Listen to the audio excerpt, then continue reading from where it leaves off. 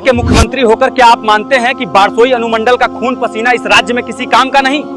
नीतीश जी, अब जनता पूछ रही है जिला कब बनेगा? जवाब चाहिए, बहाना नहीं। मुझे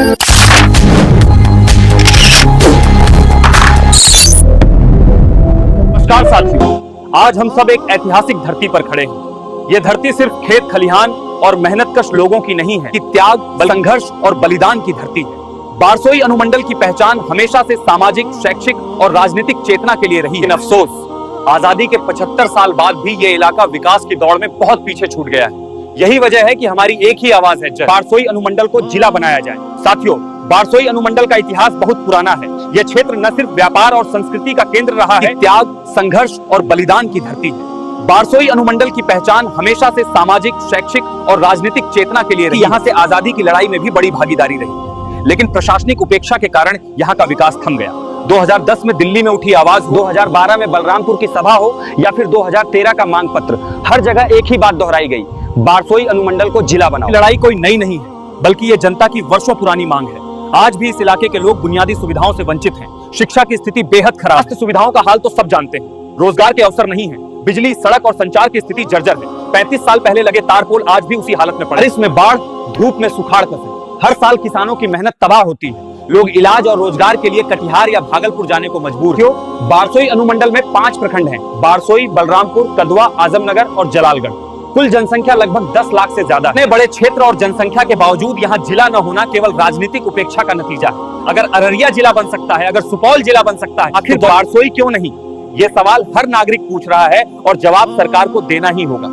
दोस्तों, अखबारों की सुर्खियां गवाह हैं। 16 अप्रैल 2010 को दिल्ली से उठी आवाज, 3 फरवरी 2012 को बलरामपुर की गूंज, 17 दिसंबर 2012 को हिंदुस्तान अखबार ने लिखा बारसोई अनुमंडल का विकास, 30 अगस्त 2013 को मांग पत्र के जरिए नेताओं से गुहार।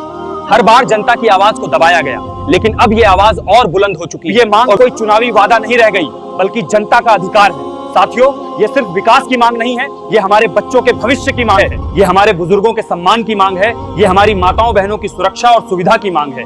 अगर जिला बनने से शिक्षा, स्वास्थ्य, रोजगार और प्रशासनिक सुविधा सीधे जनता के दरवाजे तक पहुंचेगी, तो इसमें देरी क्यों?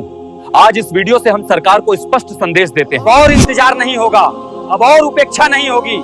हमारी एक ही मांग है, बारसोई अनुमंडल को जिला बनाया जाए। जब तक ये मांग पूरी नहीं होती, हमारी आवाज और बुलंद होती जाएगी। चलो सब मिलकर एक नारा लगाएं, बारसोई जिला बनाओ, जनता का हक दिलाओ। साहब, जनता आपसे एक सीधा सवाल पूछ रही है, संसद में आखिरी बार आपने बारसोई जिला बनाने की बात कब उठाई थी? 40 साल से राजनीति, बारसोई की धरती पर आपकी ऐसी कौन सी उपलब्धि है जिस पर जनता गर्व कर सके? सुपौल, अररिया, मधेपुरा जिले बन गए, लेकिन बारसोई क्यों छूट गया? सांसद निधि से कितने अस्पताल, कितने कॉलेज, कितनी सड़कें बनी? और सबसे बड़ा सवाल, बारसोई जिला न बनने की सबसे बड़ी रुकावट कहीं आप खुद को? आलम साहब, आप 20 साल से विधायक हैं, लेकिन सच्चाई ये है कि आपने कभी विधानसभा में बारसोई को जिला बनाने की आवाज उठाई ही नहीं है। गलत, तो जनता पूछ रही है, उसका नतीजा कहाँ है? 20 साल से वोट लेते आए, लेकिन बारसोई के स्कूल, अस्पताल, सड़क और बिजली आज भी बदहाल क्यों? जनता को मूर्ख बनाना ही आपकी राजनीति है। और आखिरी सवाल, अगर 20 साल में आप जिला दर्जा तक नहीं दिलवा पाए, तो जनता आपको नेता मानकर क्यों दोबारा चुने?